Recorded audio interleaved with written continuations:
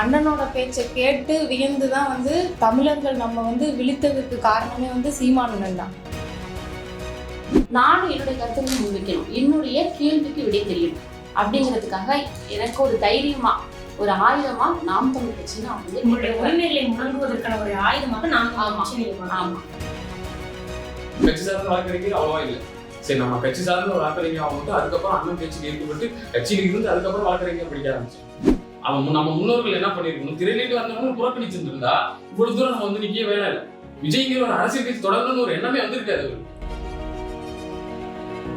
நமக்கு தெரிஞ்ச அரசியல் அவருக்கு தெரியாது. தலைவருக்கு எல்லாமே தெரியாத சஸ்பென்ஸா வச்சிருக்கோம் அப்படின்னு தான் தலைவர் கடைசி வரை அவங்க தலைவரே சஸ்பென்ஸா தான் அவங்க வச்சிருக்காங்க. எப்பயும் டிவி கேட்க நீ போறப்பா உன் கொள்கை என்ன, எதுக்காக நீங்க இதெல்லாம் பயணிச்சுட்டு இருக்கீங்க அப்படின்னு நம்ம கேள்வி வச்சோம் அப்படின்னா விஜய் விஜய் விஜய் இதுதான் களத்துல பணியா. ஆனா இதுக்கு முன்னாடி விஜய் மக்கள் தான் தோணு செஞ்சிருக்காங்க. என்ன தோணு செஞ்சிருக்காரு? ஆனா ப்ரமோஷன் பண்ணிருக்காரு. போராடல. நீல தமிழர்களுக்காக போராடி இருக்காரு. அப்புறம் மீனவர் பிரச்சனையில ஒரு குரல் கொடுத்திருக்காரு. சரி, அதை இப்ப பேசணும்ல. காங்கிரஸ் நம்ம என்ன சொல்றோம், நம்ம இனத்தின் எதிரி காங்கிரஸ், மனித குலத்தின் எதிரி பாஜக சொல்றோமா இல்லையா? காங்கிரஸ் மேடையில நம்ம பேசாத பேச்சே கிடையாது. காங்கிரஸ் பத்தி பேசுறோம். விஜய் இதனைக்காக பேசியிருக்காரா? உங்க தலைவர்கிட்ட நீங்க கேள்வி கேளுங்க. முதல்ல கொள்கை என்ன, நம்ம கட்சியோட கொள்கை என்ன அப்படின்றத நீங்க எதிர்த்து கேளுங்க. அப்ப இதெல்லாம் படிச்சு நீங்க ஒரு அரசியல் படுத்திக்கிட்டீங்கன்னா தான் இந்த கேள்வி உங்களுக்குள்ள வரும். அதே மாதிரி ஈவேரா ராமசாமிங்கிற கொண்டு வரப்பட்ட ஒரு அண்ணன் சீமான் அண்ணன் பேசலன்னா இன்னமும் அவரை பெண் விடுதலை போராடி நம்ம நினைச்சுட்டு இருப்போம். நாங்க சொல்லுவோம் ஆனா செய்ய மாட்டோம், அப்படி செஞ்சாலும் வேறு வழியில் நாங்க கொடுங்குவோம் அப்படிங்கிறது மாதிரி. நீ 1000 ரூபா கொடுத்தா நான் ஃபீஸ் அதிகமா மாட்டேன், நீ புத்தகம் இலவசம் சொல்லிடுறேன், ஆனா அதுக்கு நான் வாங்குறது அதிகமா இருக்குது. நான் உள்ள விஷயங்கள் தான் இதுதான் சண்டை நடக்க போற சண்டை. 26ல தமிழ் தேசியமா திராவிடம் இளைஞர்கள் யார் பக்கம் நிக்கிறாங்க. இவங்க என்னதான் வெற்று வார்த்தையும் இலவசம் அறிவிச்சாலும் சரி, 26ல நம்ம களம் காண போற களமே வேற.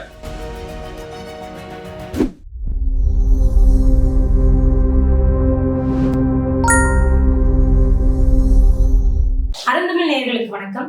இன்றைக்கு நாம் தமிழர் கட்சியுடைய மிக முக்கியமான பாசறையான மாணவர் பாசறையிலிருந்து 3 மாணவர் பாசறை உறவுகள் நம்மோட இணைந்திருக்காங்க. வணக்கம். வணக்கம். அதாவது இப்ப முதல் கேள்வி உங்களிடம் தோங்குறேன். பல அரசியல் கட்சிகள் இங்க தமிழ்நாட்டுல இருக்கு. தேசிய கட்சிகள் இருக்கு, திராவிட கட்சிகள் இருக்கு, இன்னும் வெற்றி பெற்ற ஆளுங்கட்சிகள். இது எல்லா கட்சிகளையும் தவிர்த்துட்டு நீங்க நாம் தமிழர் கட்சியில பயணிக்க வேண்டிய தேவை என்ன இருக்கு? அதாவது ஏன் நாம் தமிழர் கட்சி அப்படின்னா, முதல்ல அண்ணனோட பேச்சை கேட்டு வியந்து தான் தமிழர்கள் நம்ம விழித்ததுக்கு காரணமே சீமானன் தான். ரெண்டாவது தலைவர் பிரபாகரன் தீவிரவாதி அப்படின்னு தான் இங்க கட்டமைக்கப்பட்டு எல்லாரும் மத்தியிலையும் பிரபாகரனா தீவிரவாதி அப்படின்ட்டாங்க. அவர் தீவிரவாதி இல்லை, எங்க தேசத்தோட தலைவரே தலைவர் பிரபாகரன் தான் அப்படின்னு அண்ணன் எடுத்து வச்ச முழக்கம். இது ரெண்டையும் ஈர்த்து அண்ணனோட பேச்சை நிறையா கேட்டு தமிழ் தேசியம் அப்படின்றது தான் நமக்கு இங்கே ரொம்ப ரொம்ப முக்கியம், நம்ம தமிழர்கள் அப்படின்னு விழித்து நாம் தமிழர் கட்சி பிடிச்சதுனால நாம் தமிழர் கட்சியில் பயணிக்கிறேன். நீங்க நாம் தமிழர் கட்சியில பயணிக்க வேண்டிய காரணம் என்ன சொல்லுவா, நீங்க கிராமப்புற சூழல்ல இருக்கிறீங்க. ரொம்ப ஒரு எப்படி சொல்றது, ரொம்ப ஒரு ஒடுக்கப்பட்ட ஒரு ரொம்ப கிராமம் அப்படின்றப்ப வெளியே பெண்கள் வர்றது அப்படிங்கிறதே கஷ்டம். அந்த இன்னும் சொல்ல போனா தஞ்சாவூர் போன்ற கிராமங்கள்ல வெளியே வரதே கஷ்டம். அந்த மாதிரியான கிராமங்கள்ல இருந்து நீங்க வெளியே வந்திருக்கீங்க அப்படிங்கிறது பெரிய விஷயம். அதுலயும் நாம் தமிழர் கட்சி நீங்க தேர்ந்தெடுத்தீங்க அப்படின்னா இன்னும் நிறைய விமர்சனங்கள் உங்களுக்கு வந்திருக்கும். அதையும் தாண்டி நாம் தமிழர் கட்சியில பயணிக்க வேண்டிய காரணம், நாம் தமிழர் கட்சியை தேர்ந்தெடுத்த காரணம் எல்லாம் எனக்குள்ள ஏற்பட்ட கேள்விகள் தான் அதிகம். அதாவது நான் விடை தேடி நான் அலைஞ்சிட்டு இருக்கும் பொழுது எனக்கு ஒரு வழித்தளமாக இருந்தது என்ன அப்படின்னா, அண்ணன் சீமான் அவர்களுடைய பேச்சும் அவருடைய அந்த சித்தாந்தமும் தான். நான் நிறைய சின்ன சின்ன விஷயங்கள்லாம் கேட்டேன், அதை உள்ள இருந்தேன். எனக்கான கேள்விகளுக்கெல்லாம் விடை எங்க கிடைக்கும், யார் கூட பயணிச்சா கிடைக்கும் அப்படின்ட்டு எனக்குள்ள நான் தீர்மானம் பண்ணது. அப்போ நான் அண்ணனோட பேச்சை திரும்ப திரும்ப கேட்க ஆரம்பிச்சேன். அவங்களை பத்தி நான் தெரிஞ்சுக்க ஆரம்பிச்சேன், அவங்க எதுக்காக அப்படி பேசுறாங்க. அதாவது இப்போ ஒரு 3 வருஷமா தான் எனக்கு நான் உள்ள களத்துக்குள்ள வந்திருக்கேன். அதுக்கு முன்னாடி 10ஓட 1 11 நானும் அந்த இடத்துல இருப்பேன். ஆனா அவங்க என்ன அப்படின்னு ஒரு புரிதல் இருக்காது. அதுக்கப்புறம் நான் ஒரு ரொம்ப குறுகலான இருக்கக்கூடிய ஒரு கிராம பகுதியில ரொம்ப எதுக்குமே வாய்ப்பு இல்லாத ஒரு பகுதியில இருந்து தான் நான் வந்தேன். எதுவா இருக்கட்டும், பஸ் ஸ்டாண்டுக்கு கிடைக்கக்கூடிய கல்வியா இருக்கட்டும், எனக்கு பேச வேண்டிய உரிமை இருக்கு, எல்லாமே ரொம்ப ஒடுக்கப்பட்டு தான் இருந்தது. நான் வந்து வீட்டுக்குள்ள தான் பேசுவேன். வீட்டுக்குள்ளேயே கூட சில முரண்பாடுகள் இருக்கும். அந்த மாதிரி என்னால் என்னோட பேச்சு உரிமையா இருக்கட்டும், இல்லை நான் என்னுடைய என்னோட தனிப்பட்ட உரிமை எதுனா பேச முன்வச்சு பண்ண முடியாது. அப்போ இப்படின்னா ஏன் நம்ம இருக்கோம்? இப்போ நம்ம வெளியில நடந்து போனாலும் அங்க இருக்கிறவங்கலாம் இந்த பொண்ணு என்ன தலை வந்து இப்படி நடந்து போகுது, இந்த பொண்ணு என்ன அப்படி உட்காந்துருக்கு, இந்த பொண்ணு ஏன் அப்படி பேசுது அப்படின்னு நிறைய கேள்வி கேட்பாங்க. நீங்க நான் எனக்கு உரிமை இருக்கு, நான் என் காலம் நடந்து போறேன், நான் என் வாயில பேசுறேன், நான் இப்படிதான் இருப்பேன். அப்போ அவங்களுக்கு அது எங்க போய் இடிக்குதுன்னு எனக்கு தெரியல. தினைக்கும் சமூகம் வந்து இப்போ இந்த சமூகம் அந்த சமூகம் அப்படின்னா இந்த சமூகத்தில் உள்ள ஆட்கள் வந்து இப்படிதான் போகணும், அந்த சமூகத்து ஆட்கள் வந்து இந்த பாதைதான் போகணும் அப்படிங்கிறது வந்து அப்ப இருந்தது. அதே மாதிரி நாங்க இருக்க விரும்பலை. அப்போ நான் என்ன செஞ்சேன், நம்ம வந்து பேசணும். நம்ம சமூகம் வந்து எதற்கும் கீழ் படைஞ்சது கிடையாது. ஆதி தமிழர் சமூகம் என்னோட சமூகம். அப்படி இருக்கல நான் எதுக்கு வந்து உனக்கு நான் கை கட்டி நிற்கணும்? என்னுடைய அப்பாவா இருக்கட்டும், அவங்களுடைய அப்பாவா இருக்கட்டும், அவங்களுடைய அப்பாவா இருக்கட்டும், எல்லாரும் அடிமைப்பட்டு இருந்தா போதும். இனிமே அப்படி நாங்கள் இருக்க தேவையில்லை. அப்போ நான் ரெண்டு விஷயம் இருக்கு. ஒன்று, நான் கல்வியை சூஸ் பண்ணேன். முதல்ல எங்க சமூகத்திலேயோ இல்லை எங்க பரம்பரையிலையோ படிச்சது நான் ஒரு பொண்ணு தான். எதுக்கு நம்ம கல்வி வேணும்? என்னுடைய பின்புலத்தை நான் மாற்றணும். என்னுடைய பின்புலத்தை மாற்றினாதான் எனக்கான உரிமைகள் வந்து நான் பேச முடியும். என்னுடைய உரிமையை நான் பேசினாதான் எனக்கு பின்னாடி இருக்கக்கூடிய பெண்களும் முன் வந்து பேசுவாங்க. ஸோ அவங்களும் பேசணும், நானும் என்னுடைய கருத்துக்களை முன் வைக்கணும், என்னுடைய கேள்விக்கு விடை தெரியணும். அப்படிங்கிறதுக்காக எனக்கு ஒரு தைரியமா, ஒரு ஆயுதமா நாம் தமிழ் கட்சி நான் வந்து உங்களுடைய உரிமைகளை முழங்குவதற்கான ஒரு ஆயுதமாக நாம் தமிழ் கட்சி நீங்க பாருங்க. ஆமா. இப்ப நீங்க வந்து சட்டம் படிக்கிறீங்க. இப்ப சீமான் வந்து சாத்தியமே இல்லாத பேசுறாரு, சட்டப்படி அது சாத்தியமே இல்லைங்க, ஆனா அதை வந்து சீமான் பேசுறாங்க அப்படின்ற ஒரு குற்றச்சாட்டு இருக்கு. இன்னொன்று, சீமான் வந்து மாணவர்களை படிக்கவே ஊக்குவிக்க மாட்டாங்க, சீமான் வந்து ஆடு மாடு மேய்க்க சொல்றாரு அப்படின்ற மாதிரி நிறைய விமர்சனங்கள் இருக்கு. இப்ப இந்த சூழல்ல நீங்க நாம் தமிழர் கட்சியை தேர்ந்தெடுக்க வேண்டிய தேவை. வணக்கம், நான் வந்து என் பேர் அருண்குமார். நான் அரியலூர் தொகுதியிலிட்டு வரேன். என்னன்னா, நான் 2018 தான் கட்சிக்குள்ள வரேன். எப்படி வரேன்னா, மற்ற இளைஞர் மாதிரி தான் நானும். மற்ற இளைஞர் மாதிரி நான் திரைக்கவர்ச்சியில் முடியிருந்தேன். அதுக்கப்புறம் இந்த அலைபேசி மூலயமா அண்ணன் பேச்சு கேட்கப்படுறேன். முகநூலில் கேட்பறேன். அப்போ கேட்கக்குள்ள நம்ம நடைமொழி மொழியிலே இருந்துச்சு, கிராமப்புற மொழியிலேயே இருக்கக்குள்ள யாரும் நம்மள மாதிரி ஒரு ஆள் பேசுறாங்க, நம்ம வழியின் மொழியாவே இருக்கு அப்படின்னு சொல்லிட்டு நாங்கள் தேட அவர் என்ன பண்றாரு, பெரிய பெரிய காணொலிகள்லாம் பார்க்குறோம். முதல்ல குறுகிய காணொலி பார்க்குறோம், அப்புறம் பெரிய பெரிய காணொலி பார்க்கக்குள்ள இதுதான் நம்மளுக்கான அரசியல், நம்ம எதிர்பார்த்து போனதெல்லாம் வேற, நம்ம நினைச்சதெல்லாம் வேற, ஆனா சரியான பாதை இதுதான் அப்படிதான் சொல்லிட்டு நாம் தமிழர் பிச்சுக்குள்ள வென்றாகும். நாம் தமிழர் பிச்சுல வளையக்குள்ள அப்பதான் தெரியுது தலைவர்னா யாரு, நம்ம இனத்தின் தலைவர்னா யாரு அப்படின்னு தெரியுது. அப்புறம் அண்ணன் சொல்ற புத்தகங்கள்லாம் எடுத்து வாசிக்க ஆரம்பிக்கக்குள்ள அரசியல்னா இதுதான், வழினா இதுதான், இப்படிதான் பயணிக்கணும்னு சொல்லி ஒழுக்கத்தை கற்பிச்சு, ஒழுக்கம்னா என்ன, நான் முதல்ல வந்து கட்சிக்கு வராதுக்கு முன்னாடிலாம் இளைஞர்கள் எப்படி இருப்பாங்களோ, அந்த வயசுல உள்ள இளைஞர்கள் எப்படி இருப்பாங்களோ அப்படி இருந்தேன். அதுக்கப்புறம் ஒழுக்கம்னா என்னன்னு கற்றுக்கிட்டு, அரசியல் படுத்தப்பட்டு, அரசியல் புத்தக வாசிப்புகள் உட்பட்டு, அதுக்கப்புறம் தெரிஞ்சுக்கிட்டு, அண்ணன் பேச்சுக்கு அப்புறம் தான் நான் பொறியியல் படித்தேன். பொறியியல் முடிச்சுட்டு அண்ணன் பேச்சுக்கு அப்புறம் தான் அரசியல் கற்றுக்கணும். நம்ம நாம் தமிழர் கட்சிக்காண்டி வழக்கறிஞரா பயணிச்சு கட்சிக்காண்டி வரும்னு சொல்லிட்டு தான் அடுத்து வழக்கறிஞர் அரியலூர் தொகுதியில கட்சி சார்ந்த வழக்கறிஞர் அவ்வளவா இல்லை. சரி, நம்ம கட்சி சார்ந்த ஒரு வழக்கறிஞர் ஆகணும். அதுக்கப்புறம் அண்ணன் பேச்சுக்கு ஏற்கப்பட்டு கட்சியில இருந்து அதுக்கப்புறம் வழக்கறிஞர் படிக்க ஆரம்பிச்சு கல்லூரிகளில் ஆர்ப்பாட்டமா எடுக்கிறது, ஊர்களில் போராட்டம் இந்த மாதிரி எடுக்கிறதும் கலந்துட்டு வரோம். அண்ணன் பேசுறது சாத்தியம் இல்லையா, அது தேவை கிடையாது. தேவையா தேவை இல்லையா, மக்களுக்கான எது தேவை அது தேவை, தேவையில்லைன்னா தேவையில்லாது. ஆடு மாடு மேய்க்க சொல்றது வந்து படித்தவர்களை வாங்க ஆடு மாடு மேய்க்க சொல்லணும் அண்ணன் சொல்லவே கிடையாது. படித்தவர்களுக்கு உண்டான வேலை என்ன, படிச்சிருக்கீங்க, உனக்கு என்ன படிப்பு இருக்கு, என்ன தகுதி இருக்கு, அதுக்கு உண்டான வேலை. படிக்காதவர்கள் இருப்பாங்கல்ல, அவங்களுக்கு உண்டான வேலைகள் வந்து ஆடு மாடு மேய்க்கிறது, அந்த ஆடு மாடு கழிவுகளை எடுக்கிறது, இது உண்டானதுதான் அவங்களுக்கு உண்டான வேலை. படித்தவர்கள் என்ன படித்திருக்காங்களோ அது சார்ந்தது. மார்க்கெட்டிங் படிச்சிருக்காங்கன்னா வெளிநாட்டுல போய் மார்க்கெட்டிங், நாட்டுல வந்து இது மாதிரி பால் வந்து இவ்வளவு தூய்மையா 7 வகையான பால்கள் கொடுக்கப்படுதுன்னு சந்தைப்படுத்துறது படித்தவர்கள். அந்த எத்தனை லிட்டர் கணக்கப்பட்டிருக்கு இது கணக்கு போடுறது படித்தவர்கள். படிக்காதவர்களுக்கு தான். அதே படித்தவர்கள் தான் ஆடு மாடு மேய்க்க சொல்றாருன்னு ஒரு கருத்தை சொல்றாரு. இப்ப சகோ வந்து திரைக்கவர்ச்சி அப்படின்ற ஒரு வார்த்தையை யூஸ் பண்ணுவோம். இன்னைக்கு விஜய் பின்னாடி போகக்கூடிய, அதாவது தாவேத கட்சியின் பின்னாடி போகக்கூடிய நிறைய ரசிகர்கள் வந்து நம்முடைய வயதை ஒத்தவர்கள் தான். இவங்கெல்லாம் ஏன் வந்து திரைக்கவர்ச்சியின் பின்னாடி இன்னும் போறாங்க? என்ன இப்ப நீங்க நாம் தமிழர் கட்சியில பயணிக்கிறீங்க, நீங்க ஒரு கருத்து ஒரு கோட்பாட கொள்கையை நான் ஏற்று வந்திருக்கிறேன் அப்படின்னு சொல்றேன். அவங்க எந்த ஒரு கொள்கையும் இல்லை, இந்த வரைக்கும் தாவேக எந்த ஒரு கொள்கையும் அறிவிக்கல. அந்த பட்சத்துல அவர்கள் எல்லாம் ஏன் போறாங்க? ஏன்னா நீங்க இப்ப எல்லாருமே கல்லூரிகள்ல பயின்று இருக்கோம். கல்லூரியில பயிலும்போது உங்களுடைய சக மாணவர்கள்ட்ட நீங்க பேசிருக்கீங்க, அவங்களுக்கு இன்னும் என்ன தெளிவு இல்லைன்னு நினைக்கிறீங்க? இது எதனால போறாங்கன்னு நீங்க நினைக்கிறீங்க? எதற்காக போறாங்க அப்படின்னா, இப்போ வந்து அரசியல் அப்படின்னா ஃபர்ஸ்ட் அவங்களுக்கு என்ன தெரியணும். அரசியல் அப்படின்னா தெரியணும். நம்ம வந்து இப்போ பாட புத்தகங்கள்லாம் படிக்கிறோம் இல்லையா, நம்ம வந்து அரசியல் ஒன் ஆஃப் த சப்ஜெக்ட்னு படிக்கணும். ஒன் ஆஃப் த சப்ஜெக்டாக படிக்கக்கூடாது. நம்மளை யார் வழிநடத்த போகிறது, நம்மளை யார் வழிகாட்ட போகிறது அப்படின்னு நம்ம தெரிஞ்சுக்கணும். அப்போ நமக்கு தேர்ந்தெடுக்கிற அந்த பக்குவம் வந்து வரணும். நமக்கு யார் சரியானவங்க. இப்போ நம்ம ஒரு உணவு சாப்பிட்டாலே அது வந்து உடலுக்கு வந்து ஏற்றதா இல்லையா அப்படின்னு சொல்லிட்டு நம்ம பார்க்குறோம். அப்படி உணவு நம்ம பார்க்குற ஒரு உணவு, அதாவது நம்ம வந்து சாப்பிட்ட உணவு 90 கீழே போயிடுச்சுன்னா அது வேற. அப்போ அப்படி இருக்கிற உணவை நம்ம வந்து நம்ம வெரைட்டியாக நிறையா ஒரு விஷயம் நல்ல விஷயம் அப்புறம் பார்த்து நம்ம சாப்பிட்றோம், நல்ல ஹெல்த்தியான ஃபுட்டாக சாப்பிட்றோம். ஆனால் இவங்க வந்து என்ன செய்வாங்க அப்படின்னா, ஃபஸ்ட்டு அவங்களுடைய நடிப்பு, அவங்களுடைய அந்த பேச்சு, நடிப்புன்னு வச்சுக்கோங்களேன், அதை பின்பற்றி போறாங்க. இளைஞர்களுக்கு வந்து ஒரு மாசா இருக்கும், அதான் அவங்க எதிர்பார்க்கறது. இப்ப இளைஞர்கள் வந்து படித்தா தானே தெரியும், புத்தக வாசிப்பு இருந்தாதான் அரசியல் பத்தி புரிதலே இருக்கும். அரசியல் பத்தி ஒரு தெளிவே இல்லாதனாலதான் இது மாதிரி வந்து திரைக்கவர்ச்சி உள்ளவங்க, அவரு திரையில அப்படி பண்ணிட்டாரு, 10 பேர் அடிக்கிறாரு, அதே மாதிரி அரசியல் பண்ணிடுவாரு, மாசா பேசுறாரு, அதே மாதிரி அரசியல் பண்ணிடுவாருன்னு ஒரு அவநம்பிக்கை. அவர் வந்து திரையில எப்படி பண்ணிட்டு இருக்காரோ அதே இப்ப களத்தையும் பண்ணிட்டு இருக்காரு, அது வேற ஒண்ணு. ஆனா அதையும் இவங்க புரிஞ்சுக்க மாட்டாங்களா, அது வலிக்குது. இப்ப நம்ம கூட சதுவா படிச்ச பசங்க ஒரு புரிதல் இல்லாம பக்குவப்படாம இன்னும் அப்படி இருக்காங்களே, அப்ப இன்னும் எவ்வளவு காலத்துக்கு அவங்க அப்படியே இருப்பாங்க. இல்ல இப்ப இது குறை சொல்ல வேண்டியது நீங்க வந்து அதாவது நம்ம சமூகத்தையும் நினைக்கிறீங்களா, அந்த மாணவர்களையும் நினைக்கிறீங்களா?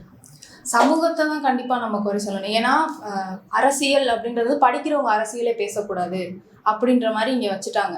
ஆனா நம்ம படிப்புலே வந்து அரசியலையும் வந்து சொல்லி கொடுத்தாதான் அந்த மாணவர்களுக்கு ஒரு தெளிவு வரும், நம்மளோட நாட்டை பத்தி தெரிய வரும். அரசியலும் வந்து நமக்கு வந்து ரொம்ப ரொம்ப முக்கியம், நம்மளோட வாழ்வியல்ல அரசியல் ரொம்ப ரொம்ப முக்கியம் அப்படின்றது வந்து பாட புத்தகத்துல இருந்தாதான் வந்து அவங்க மாறுவாங்க. இப்போ வந்து திரைக்கவர்ச்சி தான் கண்டிப்பாக காரணம். அதுக்கு திரையில வந்து பார்த்து அவர் வந்து தப்பு பண்ணால் தட்டி கேட்குறாரு, அவர் வந்து மக்களுக்காக வந்து உடனே வந்து பேசுறாரு, ஓடி வர்றாரு, அதெல்லாம் பார்த்துட்டு அதே மாதிரி நிஜத்துலையும் நடக்கும் அப்படின்னு நினச்சிக்கிட்டு இருக்காங்க. அது கண்டிப்பாக எம்ஜிஆர் வரக்குள்ள அரசியலுக்கு இது மாதிரி திரையிலேட்டு அரசியல் வரக்குள்ள அவங்க தட்டி தந்தாங்கன்னா இவ்வளவு தூரம் நம்ம வந்திருக்கு தேவையே கிடையாது. மற்றவர்கள் அரசியல் வர வாய்ப்பே கிடையாது.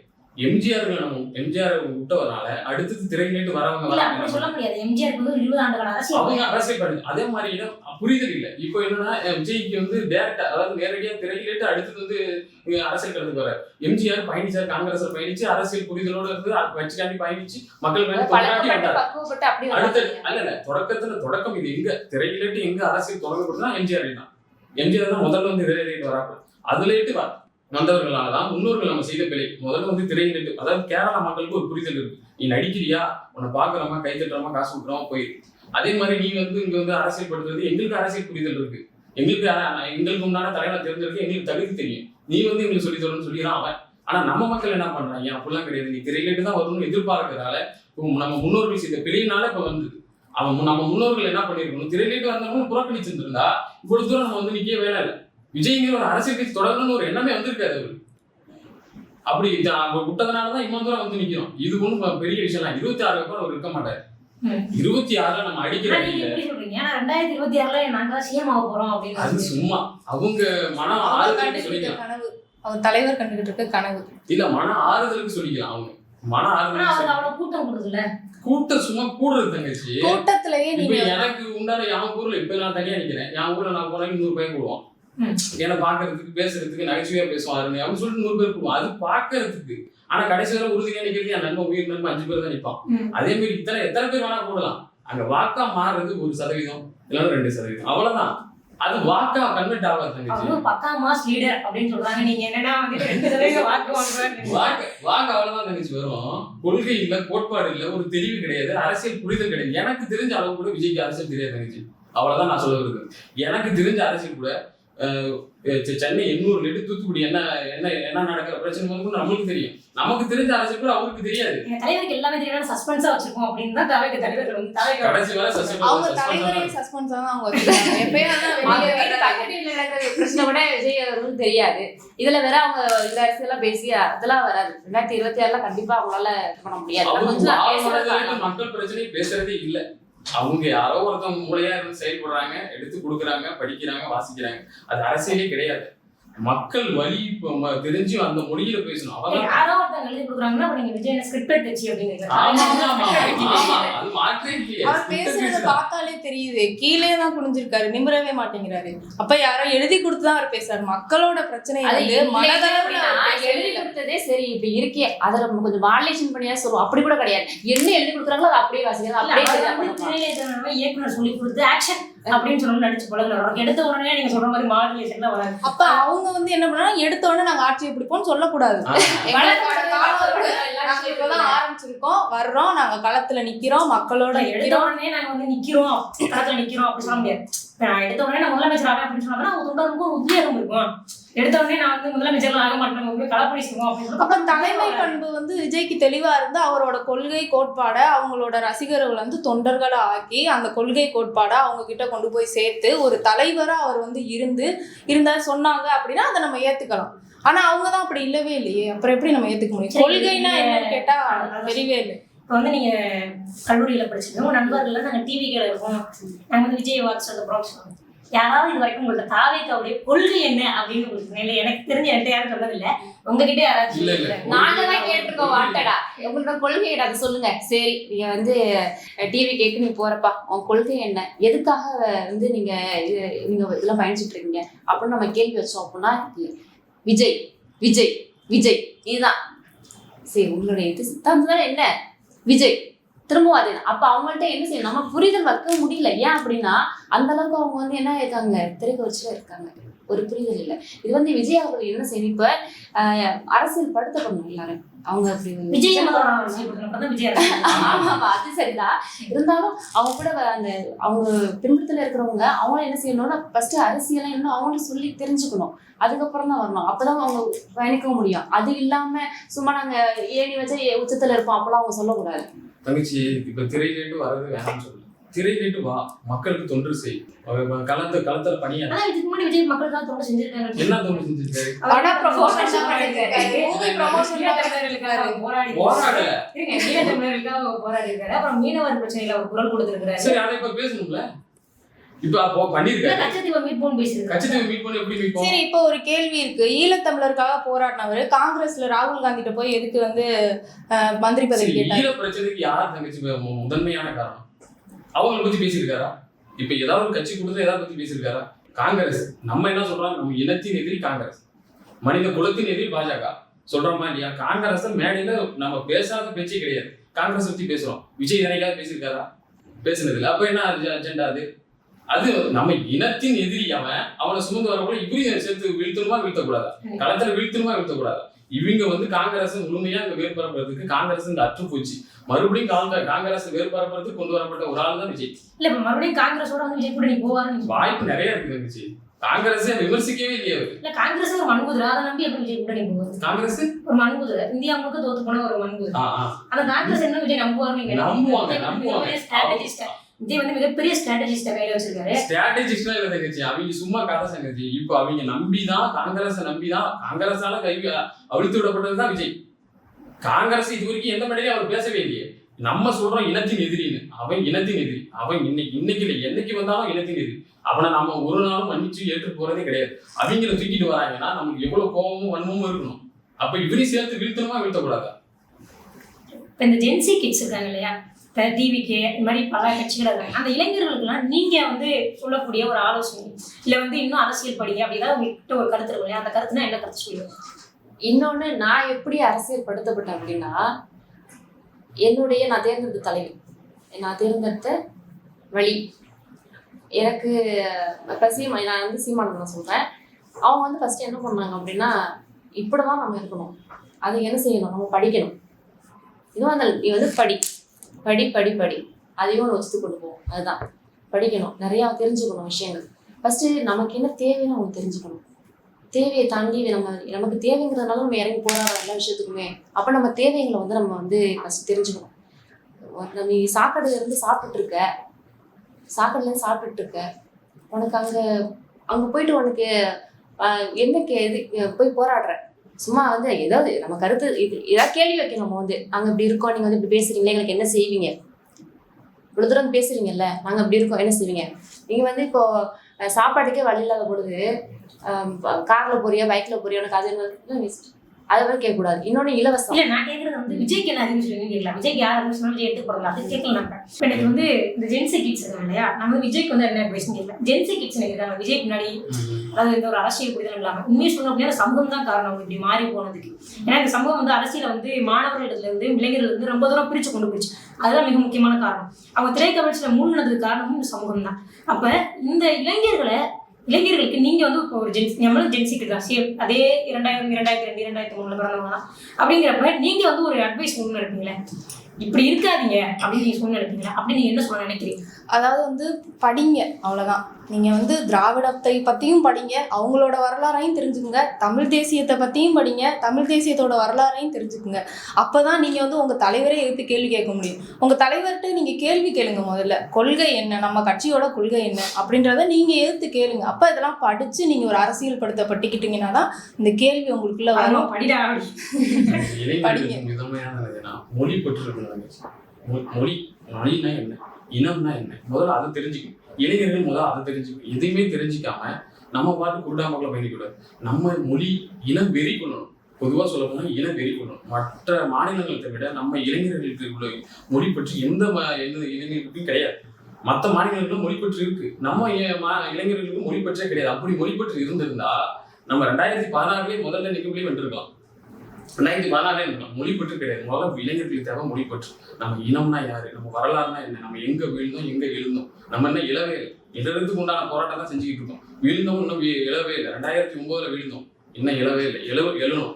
எப்படி நமக்கான தலைவரை எப்படி தேர்ந்தெடுக்கணும், நம்ம எப்படி கட்டமைக்கப்படுது. திராவிடம்ங்கிறதே ஒரு பொருட்டு பொய் அப்படிங்கிறதே ஒண்ணுமே கிடையாது. அது ஏன் வந்துச்சு, நமக்குள்ள ஏன் இப்படி பூந்து நம்மளை இப்படி பண்ணிட்டு இருக்காங்க. நம்ம மொழியை அழிக்கிறதுக்கு சிதைக்கிறதுக்கு கொண்டு வரப்பட்டது. அதே மாதிரி ஈவேரா ராமசாமிங்கிற கொண்டு வரப்பட்ட ஒரு அண்ணன் சீமான் அண்ணன் பேசலன்னா இன்னமும் அவரை வந்து பெண் விடுதலை போராளின்னு நம்ம நினைச்சிட்டு இருப்போம். அவர் அண்ணன் பேசுனதுக்கு அப்புறம் தான் ஒரு தெளிவு இருக்கு. அதுக்கப்புறம் தான் நம்ம வாசிக்கிறோம். ஐயோ இவங்களாம் ஐயோக்கினா நம்மளுக்கு தெரியாமலே கற்பிச்சுக்காங்களா. தெருவுக்கு சில இருக்கு, வீதிக்கு சில இருக்கு. இளைஞர்கள் சொல்ல வேண்டிய ஒரு கருத்து, முதல்ல வந்து தமிழ் மொழி இனம், நம்ம வந்து தமிழர்கள், நம்ம இனம் வெறி கொள்ளணும். முதல்ல தமிழ் பற்று வேணும். தமிழை முதல்ல வாசிக்கணும். வரலாறு படிக்கணும். தங்கச்சிக்கு சொன்ன மாதிரி வரலாறு முதல்ல தெரிஞ்சுக்கணும். அப்படிதான் வாசிச்சதுக்கு பிறகுதான் நம்ம யாரு என்னன்னு தெரிய வரும். சரி, இப்ப விஜய் வந்து ஒன்றும் செய்யலை, ஆண்டுகளும் ஒன்றும் செய்யலை. ஆனா திமுக என்ற கட்சி கடந்த 4 ஆண்டு காலமாகவே வந்து பார்த்தீங்கன்னா படிக்கக்கூடிய மாணவிகளுக்கு 1000 ரூபா கொடுக்குறாங்க, மாணவர்களுக்கு 1000 ரூபா கொடுக்குறாங்க, லேப்டாப் கொடுக்குறாங்க. இப்போ லேப்டாப் கொடுக்க போறாங்க. அது மட்டும் இல்லாம கல்விகள் ரத்து பண்றேன்னு சொல்லியிருக்காங்க. இந்த மாதிரி நிறைய திட்டங்களை வந்து அறிவிச்சிருக்கிறாங்க. திமுக கல்வி சின்ன தமிழ்நாடுன்றது. அப்ப இந்த திமுக விட்டுட்டு வர வேண்டிய தேவை என்ன இருக்கு? இங்க அதையெல்லாம் சொல்றது மட்டும்தான். அதாவது இந்த கண் துடைப்புன்னு சொல்லுவாங்கல்ல, நாங்க வந்து சொல்லுவோம் ஆனா செய்ய மாட்டோம், அப்படி செஞ்சாலும் வேற வழியில் நாங்க பிடுங்குவோம் அப்படிங்கிறது மாதிரி. நீ 1000 ரூபா கொடுத்தாப்புனா நான் ஃபீஸ் அதிகமாக மாட்டுறேன், நீ புத்தகம் வந்து இலவசம் சொல்லிடுறேன், ஆனா அதுக்கு நாங்கள் வாங்குறது அதிகமா இருக்குது. எல்லாம் உள்ள விஷயங்கள் அப்படின்னா இப்போ ஸ்காலர்ஷிப் ஸ்டூடெண்ட்டுன்னு இருக்காங்க, பட்டியலுக்கு ஸ்காலர்ஷிப் நீங்கள் கொடுக்குறீங்க. ஆனால் அந்த ஸ்காலர்ஷிப்பையும் தாண்டி நாங்கள் என்ன செய்கிறோம், தொகை செலுத்துகிறோம். இப்போ எடுத்துக்காட்டு சொல்ல போனால் நம்ம மகளிர் இலவசமாக பயணிக்கக்கூடிய விடியல் பயணம், அது இப்போ வீடு தேடி பயணம் எல்லாம் போய்கிட்டு இருக்கு விஷயங்கள். ஆனால் அந்த மாதிரி, அதாவது நானும் எங்கள் அப்பாவும் போயிட்டு இருக்கும் பொழுது நான் வந்து இலவசம், எனக்கு வந்து இலவசம், அவருக்கு ஹாஸ்பிட்டலுக்கு போகிறாரு. அந்த டிக்கெட்டும் போது 10 ரூபாயா இருந்துச்சு, இப்போ 20 ரூபாயா இருக்கு. அப்போ சேர்த்து வாங்குற இது எதுக்கு நீ செய்யணும்? அதாவது இப்போ எதுக்கு நாங்கள் இப்படி திமுக இத்தனை ஆண்டு இருக்கு அப்படின்னா எதுக்கு நாங்கள் அதை விட்டு நாங்கள் வரோம் அப்படின்னா எல்லாம் இருக்குதான். அதாவது அரசாங்கங்கிறது ஒரு இதாக இருக்கு. அதுக்கப்புறம் வந்து நமக்கு வந்து இப்போ நம்ம அரசாங்கம் நல்லா இருக்கணும் அப்படின்னா நிதி இதெல்லாம் கரெக்டாக இருந்தால், கரெக்டாக பொருளாதாரம் எல்லாம் இருந்தால் நம்ம சமாதானம் போக முடியும். ஆனால் எல்லாமே இது வந்து இந்த கையில் கொடுத்துட்டு இந்த கையில் பறிக்கிற மாதிரி இருக்கு. அப்போ எப்படி நம்மளால ஒன்றா இருக்க முடியும்? அப்போ எங்களுக்கான இது கிடைக்கலையே. அவங்க சொல்கிறாங்க கொடுக்குறாங்கன்னு சொல்லிட்டு, ஆனால் எங்களுக்கு கிடைக்கலையே. அப்போ அது வந்து கண்துடைப்பு தானே. இல்லை, நீங்கள் இப்படி சொல்கிறீங்க. ஒரு பக்கம் வந்து என்ன சொன்னால் மாணவர்கள் எங்களோட தான் இருக்காங்க, இளைஞர்கள் எங்களோட தான் இருக்காங்க, உதயநிதி வந்து பேசுகிறாங்க. இது ஒன்றும் இல்லை. இப்போ நான் வறுமையாக இருக்கேன் அப்படின்னா எனக்கு 500 ரூபா கொடுத்தா போக தான் செய்வேன். எனக்கு நீ சாப்பாடு இல்லை, சாப்பாடுக்கு இல்லைன்ட்ட அப்புறம் என்ன செய்வேன்? நீ 500 ரூபா கொடுத்தா நான் போக தான் செய்வேன். இப்போ இருக்க சுற்றுவட்டத்தில் கூட்டம் நடக்குது. அதிமுக இருக்கட்டும், டிஎம்கேயா இருக்கட்டும், தனியாக கூப்பிட்டு கேளுங்க, எம்மா எவ்வளோம்மா காசு வாங்கினேன், என்னம்மா சாப்பாடு இன்னைக்கு, சிக்கன் பிரியாணிங்க, மட்டன் பிரியாணிங்க, 500 ரூபாங்க, வேனில் விட்டு வந்துட்டாங்க. அப்புறம் சொகுசு இல்ல அது வந்து ஒரு 30-40 வயதுக்கு மேல இருக்கும்போது வரலாம். மாணவர்கள் எப்படி அப்படி வந்து 200 300 மாணவர்கள்லாம் அவங்க வீட்டுல இருக்காங்க இல்லையா? திமுகங்கிற ஒரு கட்சியானது 1967 ஆட்சி பிடிக்கிறாங்க. 67 ஆட்சி பிடிச்சி இன்றளவும் மக்களுக்கானதை கண்துடைப்பு மட்டும் பண்ணிட்டு உள்ளடி என்ன வேலை நடக்குதுன்னா, தமிழ் மக்களையே வந்து ஏமாற்றி எப்படி குலைக்கிறது, தமிழ் மொழியை எப்படி அழிக்கிறது, நம்ம திராவிடங்கிற ஒரு சித்தாந்தத்தை வேர்கொண்டு ஊன்றி தமிழ் தேசியங்கிறத இல விடாம எப்படி பண்றதுங்கிற ஒரு வேலையை செஞ்சுட்டு இருக்கு. அதே மாதிரி இந்த திராவிடங்கிற சித்தாந்தம் பூந்ததுனால தமிழ்நாட்டுல நம்ம தமிழர்கள் என்ன பண்ணிட்டாங்க, எல்லாருமே நம்ம வந்து எல்லாமே மாறி போய் திராவிடம் அதுங்கிற ஒரு சொல்லு மேலோங்கி தமிழ் தேசியங்கிற சொல்லு கீழ் போயிடுச்சு. அது தமிழ் தேசியம் தான் நம்ம வந்து தமிழ்நாட்டுல வந்து மேலோங்கி இருந்திருக்கணும். நம்ம இப்ப எது மேலோங்கி இருக்குன்னா திராவிடம் தான் மேலோங்கி இருக்கு. இதுல வந்து என்னன்னா, இதை தூக்கி பிடிக்கிறதுக்கு நம்ம முன்னோர்கள், அதாவது அண்ணன் திருமாவளவனா இருக்கட்டும், ராமதாஸ் ஐயாவா இருக்கட்டும், இவங்க கேள்வி கேட்க எழும்பல. அவங்க வந்து அவங்க கூட திராவிடத்தை போய் கலைச்சிட்டாங்க. இதை நம்ம வந்து மாத்தணும். திமுகங்கிற ஒரு கட்சி தமிழ்நாட்டுல மட்டும் இல்லைன்னா தமிழ்நாடு எப்பயும் முன்னேறி இருக்கும். தமிழ்நாடு இன்னும் முன்னேறல. திமுகங்கிற ஒரு கட்சினால தமிழ்நாடு இன்னும் பின்னாடி இருக்கு. அதே மாதிரி இளைஞர்கள் அவங்க பின்னாடி யாரும் இளைஞர்கள் கூடிய உதயநிதி ஸ்டாலின் சொல்லிக்கலாம். இளைஞர்கள் அவங்க பின்னாடி ஒண்ணு கூடிய நம்ம முன்னோர்கள், அதாவது தாத்தா பாட்டி இவங்க சித்தப்பா பெரியப்பா இவங்க தான். இளைஞர்கள் எல்லாமே நாம் தமிழர் கட்சி பக்கம் தான் இருக்காங்க. இளைஞர்கள் எல்லாமே நாம் தமிழர் கட்சி பின்னாடி தான் இருக்காங்க. அது மக்களுக்கு தெரிய மாட்டாங்க. ஊடகங்கள் வெளிச்சம் நம்மளுக்கு கிடையாது. நம்ம வந்து பின்பலம் கிடையாது. நம்ம வந்து நம்ம வலைமொழி வச்சுதான் நம்ம போயிட்டு இருக்கோம். அதனால அவங்க சொல்லிக்குவாங்க, பேச்சுக்காண்டி சொல்லிக்குவாங்க. இன்னொன்னு அடிமைப்படுத்தப்படுறாங்க. எப்படி அப்படின்னா, இப்ப மக்களுடைய இது வந்து தெரிஞ்சு போச்சு. மக்களுடைய வீக்னஸ் அவங்களுக்கு தெரிஞ்சு எல்லாம் தெரிஞ்சுக்கிட்டாங்க. அப்போ ஒருத்தருக்கு தேவைப்படுது அப்படின்னா, இப்ப ஒன்றும் எனக்கு வந்து ஒரு கிராமப்புறத்துல இருக்கும் இல்லையா, எங்களுக்கு வந்து மிக்சி கிரைண்டர்லாம் இருக்காது. அப்புறம் என்ன செய்யணும், எங்களுக்கு இதை கொடுத்தா இந்த மக்கள் இது வந்து இதை கேட்டு நமக்கு வந்துருவாங்க அப்படின்னு சொல்லிட்டு 2 கட்சியும், அதாவது அதிமுகவுக்கும் திமுக இருக்கட்டும், மாத்தி நாங்க அதை தரோம், நாங்க இதை தரோம், நாங்க அதை தரோம். ஆனா எதுவுமே நிரந்தரமா இல்லை. அது வேற விஷயம். இப்படியே போட்டி எங்களுடைய மக்கள் இருக்கக்கூடிய மக்கள், அதாவது ரொம்ப ஏழ்மையா இருக்கக்கூடிய மக்கள் அந்த ஏழ்மையை பயன்படுத்திக்கிறாங்க. அதுதான் ஒரு வழி இருக்கும் நமக்கு வந்து. அந்த ஏழ்மை எதுக்கு நீ பயன்படுத்துற? ஏழ்மை இல்லாத அரசாங்கத்தை நீ கொண்டு வரணும்னு சொல்ற. அப்ப ஏழ்மை எதுக்கு நீ அடிச்சு அந்த இலவசத்தை கொடுத்து எங்களை கேள்வி கேட்க விடாம பண்றாங்க. மக்கள் நமக்கு கிடைக்குது சரி இருந்துருவோம். இன்னொன்னு எதிர்த்து கேள்வி கேட்டா நடக்க முடியல. இப்ப நான் கேள்வி கேட்கறேன் அப்படின்னா, ஏழ்மையா இருக்கிறனாலதான் திராவிடம் இங்க ஓங்கி நிக்குது. நாம கேள்வி கேட்கறோம் அப்படின்னா, இப்ப எனக்கு பின்னாடி 10 பேர் பேசுவாங்க. என்ன பேசுவாங்க? என்ன இந்த பொண்ணு இப்ப கேள்வி கேட்குது, இப்படி கேட்கக்கூடாது, அப்ப வேற கொண்டு வா, இந்த பொண்ணு அப்படி, இந்த பொண்ணு எப்படி அப்படின்னா அவதூறு. அப்ப நாங்க தலை நடக்க முடியாது. எதுக்கு இப்படி பேசுற? நாங்க அப்ப எப்படி சொல்ல முடியும்? நாம் தமிழர் கட்சியில பல விமர்சனங்கள் இருக்கு. அதையும் தாண்டிட்டு நாம் தமிழர் கட்சி என்று ஒரு மிகப்பெரிய சிக்கல்னா பொருளாதார சிக்கல். அது போக இன்றைக்கு திராவிட கட்சிகள் மட்டும் இல்லாம இன்னைக்கு விஜய் அப்படிங்கிற ஒரு புதிய கட்சி வருது. இத்தனையும் தாண்டி 2026 நாம் தமிழர் கட்சி எப்படி வெல்லும் நம்புறீங்க? 2026 நாம் தமிழர் கட்சி எப்படி வெல்லும்? 2026 விஜய்ங்கிற ஒரு திரைக்கவர் 26 அப்புறம் அவர் இருக்க மாட்டார். திமுக அதிமுக பாஜக கூட்டணி வச்சுட்டு திராவிடத்துக்கும் தமிழ் தேசியம் சண்டை தான். இப்ப தமிழ் தேசியமா திராவிடமா, இதுதான் சண்டை நடக்க போற சண்டை. 26 தமிழ் தேசியமா திராவிடமா. இளைஞர்கள் யார் பக்கம் நிக்கிறாங்க? இவங்க என்னதான் வெற்று வார்த்தையும் இலவசம் அறிவிச்சாலும் சரி, 26 நம்ம களம் காண போற களமே வேற. 234 வேட்பாளர், 234 வேட்பாளர்கள், 117 பெண்கள், 117 ஆண்கள். அதுவும் பொது தொகுதியில் 1000 நிறுத்தம். நிறைய இளைஞர்கள் வாங்கி கொடுக்குறோம். மக்கள் வந்து ஊற்று கனவை கவனிப்பாங்க. இன்னும் 4 மாசம் 3 மாசம் இருக்கு. இதுல வேலை செய்யற பணியில நம்ம இறங்கி மக்களுக்கு காட்டுற ஒரு அரசியல் படுத்துறதுல 26 கண்டிப்பா ஒரு உறுதியா 26 நாம நம்ம ஆட்சி அமைக்கும். அப்படி ஆட்சி அமைக்கிறதுக்கு உண்டான அடுத்தது 26 அப்புறம் அப்படி ஆட்சி அமைக்க இல்லை அப்படின்னா அடுத்த கட்டமா 26 அதுக்கப்புறம் தமிழ் தேசிய சித்தாந்தம் மட்டும்தான் தமிழ்நாட்டில் இருக்கும். திராவிடங்கிற ஒரு சித்தாந்தம் தமிழ்நாட்டில் வீழ்ந்துடும். 26 அப்புறம் நாம் தமிழர் கட்சி மட்டும்தான் தமிழகத்தில் இருக்கும். நாம் தமிழர் கட்சி வந்து 2026 எப்படி களம் காண போகுது அப்படின்னா, எங்ககிட்ட கொள்கை தெளிவா இருக்கு. அதுல நாங்க ஸ்ட்ராங்கா இருக்கோம். அதே மாதிரி மக்களுக்கு நாங்க என்னென்ன பண்ண போறோம் அப்படின்றதையும் நாங்க தெளிவா சொல்றோம். எங்களோட ஐடியாலஜி ஸ்ட்ராங்கா இருக்கு. அதனால கண்டிப்பா எங்களுக்கு நம்பிக்கை இருக்கு. என்னோடது எப்படின்னா, இப்ப நம்முடைய கொள்கை சொல்ல போனா ஒரு கொள்கை சும்மா சாதாரணம் கிடையாது. எல்லாமே இப்ப நடைமுறைக்கு இல்லை. எத்தனை வருஷம் ஆனாலும் இது நிலைச்சு நிற்கக்கூடிய ஒரு தீர்மானமான கொள்கை. அது முன்னிறுத்தி இன்னொன்னு நிறைய நம்ம இப்ப இளைஞர் பாசறையும் சரி, மாணவர் பாசறையும் சரி, நாங்களாம் இருக்கோம். கண்டிப்பா இதான என்ன நம்ம என்ன செய்ய போறோம், இன்னும் 10 வருஷம் நம்ம எப்படி இருக்க போறோம், அதை மக்கள் நீங்க புரிய வைக்கணும். அதுக்கேற்றமா நாங்கள் களமாடுவோம். கண்டிப்பா 2026 கண்டிப்பா தமிழ் தேசியம் மட்டும்தான் அதுக்கு நினைச்சிடும். இந்த உங்களுடைய பொன்னான நேரத்தை அருந்தமிழ் வலைவலிக்காக இந்த சுவாரஸ்யமான உரையை தந்திருக்காங்க. மிக்க நன்றி.